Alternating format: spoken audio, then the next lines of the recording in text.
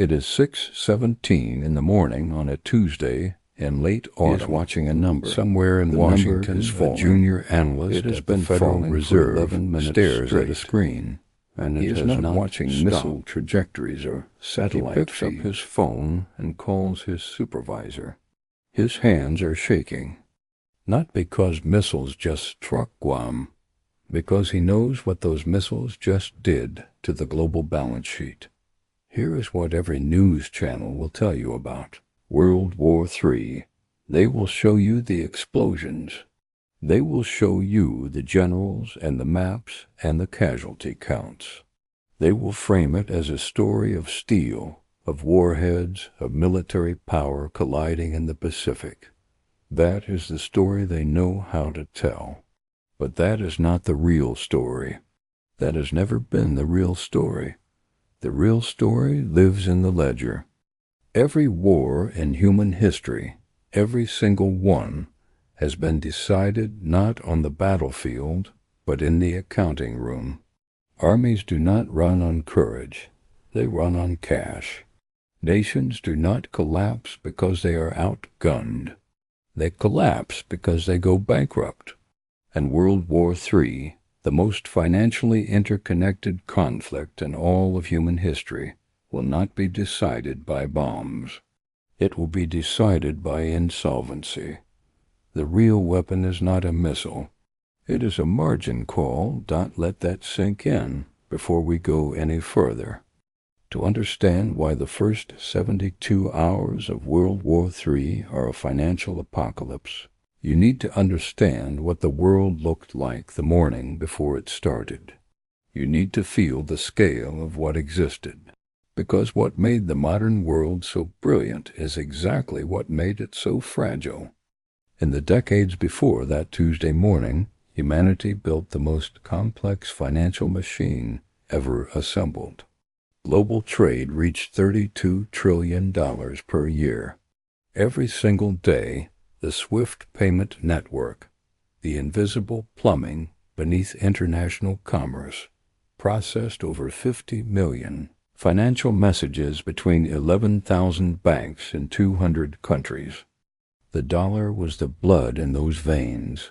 88% of all global foreign exchange transactions were denominated in U.S. dollars.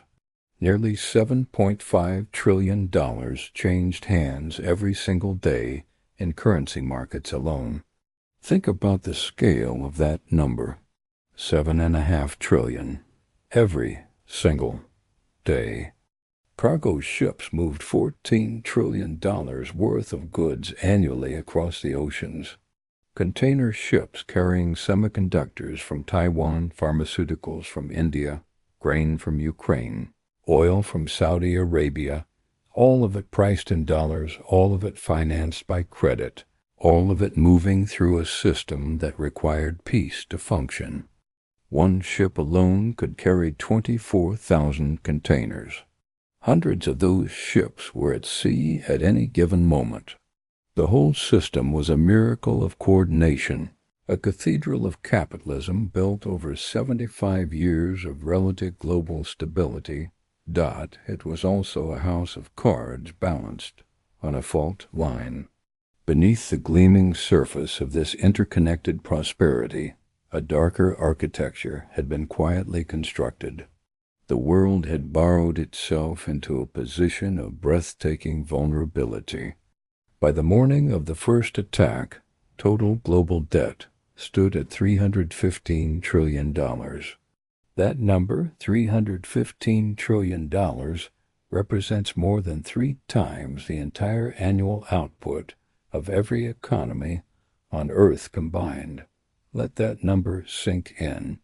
3 times all the goods and services produced by all 8 billion human beings in an entire year, and then some. That is what the world owed. The United States alone carried $34.5 trillion in national debt. Interest payments on that debt consumed more than $1.1 trillion per year. That is more than the entire defense budget, more than Medicare. The U.S. Treasury was not just a bank, It was the bank, the anchor of the entire global financial system. If something shook that anchor, truly shook it, the entire ocean floor would split open. And here is where our antagonist enters the story. Not a general, not a missile engineer. A market, the U.S. Treasury bond market. $27 trillion in outstanding securities, the single most important financial instrument on the planet. Foreign governments held $8.6 trillion of it. Japan alone owned $1.1 trillion. China held $860 billion. When those governments trusted America enough to hold those bonds, the system worked. The moment they stopped trusting, the moment they started selling, the machine would begin to consume itself. That machine was one missile strike away from cardiac arrest. The first financial shock arrives not at 6:17 in the morning. It arrives exactly 4 minutes later. Before the first news anchor has finished reading the emergency bulletin, algorithmic trading systems are already processing the headline. They do not hesitate. They do not feel fear. They do not wait for confirmation. Within 180 seconds of the first Guam strike, the Dow Jones Industrial Average Futures Market drops 1,400 points. The S&P 500 futures circuit breakers trigger in under 3 minutes. Gold shoots up $180 per ounce in a single tick. The dollar index spikes violently. Oil explodes upward to $140 per barrel, and then the bond market flinches. It is the smallest flinch, almost invisible. The yield on the 10-year Treasury note jumps from 4.3% to 4.9% in 11 minutes. That sounds like nothing. That is everything. That tiny move represents hundreds of billions of dollars in paper losses instantly materializing on the balance sheets of every bank, pension fund, and sovereign wealth fund on Earth. In Tokyo, it is already tomorrow. The Bank of Japan is watching the same numbers. In Beijing, the People's Bank of China has a red telephone that does not ring anymore. In Frankfurt, the European Central Bank's overnight staff is pulling together an emergency call. In Riyadh, Saudi Arabia's sovereign wealth fund, $700 billion in assets, has a risk management team that just activated its contingency protocols. All of this in the first 15 minutes. By hour 2, the currency markets are fragmenting. The Russian ruble, already under intense sanction pressure, goes into freefall. It drops 34% against the dollar in a single session. The Chinese yuan, normally tightly managed by Beijing, is wobbling at the edges of its allowed trading band. Vietnam, South Korea, and Taiwan, the manufacturing spine of the global electronics supply chain, all see their currencies sold aggressively by foreign capital, desperately fleeing to the dollar. The irony is savage. The dollar is strengthening violently in a crisis partly caused by America. The world runs toward the burning building because the burning building is still the safest place on the block. But here is what the cable news commentators do not explain. A strong dollar in a crisis is not a sign of strength. It is a sign of withdrawal. When capital floods back into dollars, it has to come from somewhere. It comes from emerging markets, from commodity exporters, from every nation that borrowed in dollars and now suddenly finds their repayments worth 20% more in local currency terms overnight. 22 developing nations with dollar-denominated debt are now staring at technical insolvency before hour 3 has ended. The scramble at the grocery store is happening on your street, but the identical scramble at a scale of billions is happening in global financial markets simultaneously. By hour 6, something profound and quietly catastrophic occurs inside the SWIFT banking network. Russia, anticipating the next round of sanctions and watching American Treasury officials huddle in emergency session, begins executing a prepared plan. It disconnects its largest state banks from dollar-clearing operations. China quietly mirrors a portion of this move, accelerating its own parallel payment network, SIPs. The two largest commodity exporters on Earth are beginning to operate outside the dollar system in real time. This had been rehearsed. This had been planned. The war on the financial battlefield had begun years before the first missile was ever launched. Think about what that means for a simple cargo ship carrying wheat from Ukraine, which no longer exists as a functioning port, or carrying semiconductors from Taiwan, now blockaded. The ship's cargo is real. The wheat exists. The chips exist.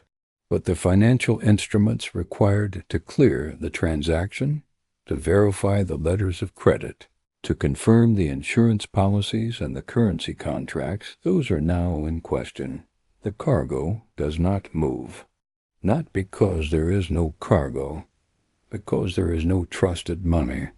The ledger has been poisoned, and now we arrive at the smoking gun. The moment history will record as the true turning point. Not a missile launch. A meeting. At 11:40 in the morning, Eastern Time on that same Tuesday, an emergency call is convened between the U.S. Treasury Secretary, the Federal Reserve Chair, the heads of J.P. Morgan Chase, Bank of America, Citigroup, and Goldman Sachs. This is not a publicly announced call. There are no press releases. There is no C-SPAN broadcast. It is a room, physically or virtually, where the most powerful financial figures in the world gather to stare at the balance sheet of civilization. The agenda has one item. One brutal, simple item. Can the U.S. government fund itself through this crisis? The answer is more terrifying than any missile trajectory. The Treasury needs to roll over $1.4 trillion in short-term debt in the next 90 days. That means it needs to find buyers for $1.4 trillion in new bonds. Before the Guam attack, those buyers existed. After it, they are not answering calls. Japan is in political crisis. China is openly hostile. The European buyers are watching their own governments begin emergency sessions. The private market, the hedge funds and pension funds who fill the gap, is looking at a 10-year yield that just cracked 6.1% and calculating whether it goes higher. If yields rise further, bond prices fall further. If bond prices fall further, bank capital ratios collapse. If bank capital ratios collapse, the entire leveraged financial system begins to implode from the inside. The Treasury Secretary says one sentence in that meeting that will never be formally recorded. The paraphrase is simple. We may not be able to fund the war and the country at the same time. Sovereignty is solvency, and solvency is wavering. By hour 18, the first real economic casualty of the crisis is not a factory or a port. It is an ATM. Bank runs begin not in panic-stricken crowds breaking windows. They begin quietly, on phones, in apps. $47 billion in withdrawal requests hits American bank apps in a 6-hour window. It is orderly, it is digital, and it is lethal to liquidity. The Federal Reserve activates emergency lending facilities last used during the 2020 pandemic. The discount window, the Federal Reserve's emergency loan mechanism, is thrown open. Banks borrow $340 billion in a single overnight session. The Fed's balance sheet, already bloated at $7.3 trillion, begins expanding again. The money printer does not roar. It hums. Quietly, inevitably. And out here in the real world, gas hits $11 per gallon by hour 20. Not because the oil is gone, because the oil futures contracts, the financial instruments that smooth the price of crude oil over time, have gone haywire. The entire futures market for energy is repricing every conceivable scenario simultaneously. Traders who have never fired a weapon are making decisions that determine whether your town has fuel by Friday.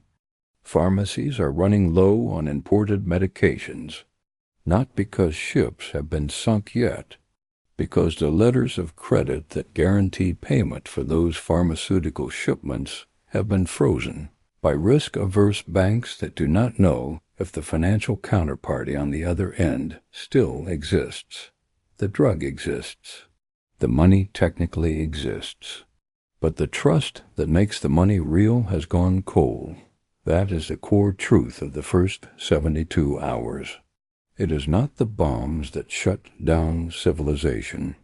It is the collapse of trust in the financial system that was always propping civilization up. By hour 36, the global bond market, $133 trillion in total outstanding debt, the largest single asset class on Earth, is in open distress. Italian bonds are selling off savagely as investors bet that NATO's Article 5 commitment will bankrupt southern European governments. Greek bonds are in freefall. Turkey's lira has lost 51% of its value in 30 hours. Erdogan's government announces emergency capital controls, meaning you cannot take your money out of the country, and the Turkish banking system quietly freezes. 42 million people wake up to find their savings are legally inaccessible.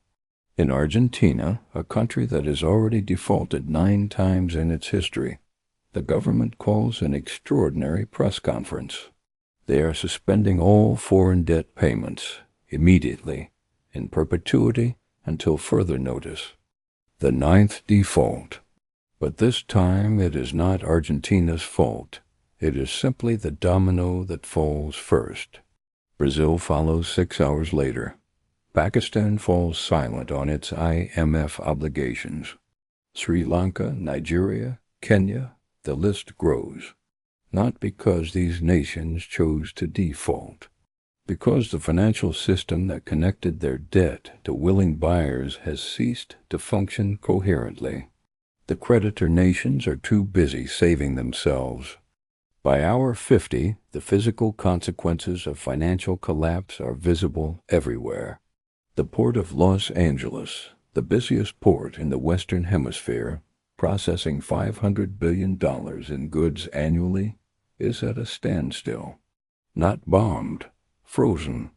The port operators cannot confirm insurance coverage for incoming vessels. The shipping companies cannot verify that payment systems will clear before they dock. The terminal operators are waiting for phone calls that do not come. 23 container ships sit anchored in the outer harbor, full of goods that America desperately needs, going nowhere because the financial paperwork has broken down entirely. The supermarket shelves you see emptying are not just the result of panic buying. They are the result of a just-in-time inventory system that was always one financial shock away from failure. American grocery chains carry, on average, 3 days of inventory. 3 days. That was always the plan. Delivery every 3 days, because carrying more inventory costs money, and money has shareholders. The system was never built to survive 72 hours of financial paralysis. By hour 68, the Federal Reserve makes a decision that will define the next generation. It announces unlimited quantitative easing, no cap, no ceiling, whatever it takes. The Fed will buy every Treasury bond that the market refuses to absorb. It will print the money, all of it, whatever the government needs to fight this war. The bond market rallies briefly on the news because unlimited money means no technical default. But inflation traders immediately begin pricing in a future that looks nothing like the present. When unlimited money chases a contracting supply of real goods, the math is not complicated. Bread will cost $40. A tank of gas will cost $200. Not because the bread or the gasoline became rare, because the dollars used to buy them became abundant beyond all reason. The Cold War between currencies, between the dollar system and the emerging BRICS payment alternatives, has now become a hot war fought in exchange rate tables and reserve bank spreadsheets. China announces that oil sold by its state companies will now be settled only in yuan. Saudi Arabia, watching American financial chaos unfold in real time, makes a quiet, devastating phone call to Beijing. Within 48 hours, the petrodollar, the agreement that has underpinned American financial hegemony since 1974, begins its public collapse. The dollar is still powerful. Hours 72, the new balance sheet of human civilization. But for the first time in 50 years, it is visibly mortal. The direct military casualties are horrifying. But here is the ledger that nobody is telling on cable news. Global equity markets have shed $28 trillion in market capitalization in 3 days. Let that settle in your chest. $28 trillion in wealth, retirement accounts, pension funds, college savings, sovereign wealth funds, has simply ceased to exist. The U.S. national debt has expanded by $800 billion in emergency spending authorizations in 72 hours. Interest payments on that debt will cost future Americans $60 billion extra per year, every year, for decades. The countries that survive World War III financially will not be the ones with the most missiles. They will be the ones with the lowest debt, the most domestic production, the deepest food reserves, and the hardest currencies. The economists who warned about this for 30 years, who said debt is a strategic vulnerability, who said just-in-time supply chains are a national security risk, who said financial interdependence is a double-edged sword. Those economists were ignored, defunded, and dismissed. Their revenge is this moment. History is not kind to the bankrupt. The Ottoman Empire borrowed from French and British banks to modernize its army. By 1881, it owed so much that European creditors